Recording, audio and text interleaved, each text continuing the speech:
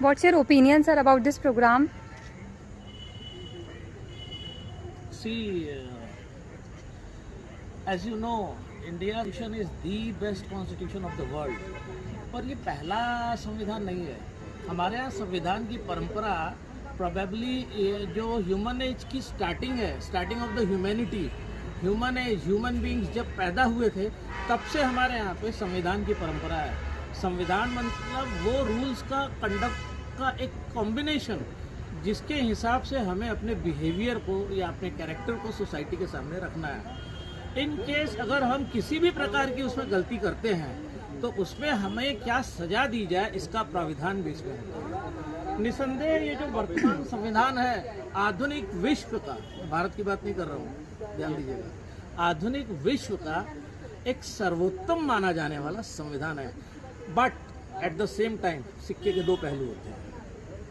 ये संविधान personal opinion में बहुत प्रोडक्टिव नहीं हो पा रहा है. अगर ये होता, आज हमारे देश में 10 करोड़ केसेस पेंडिंग नहीं होते. ये न्याय मंदिर है. Right sir. शो कीजिए इसे एक बार. यहाँ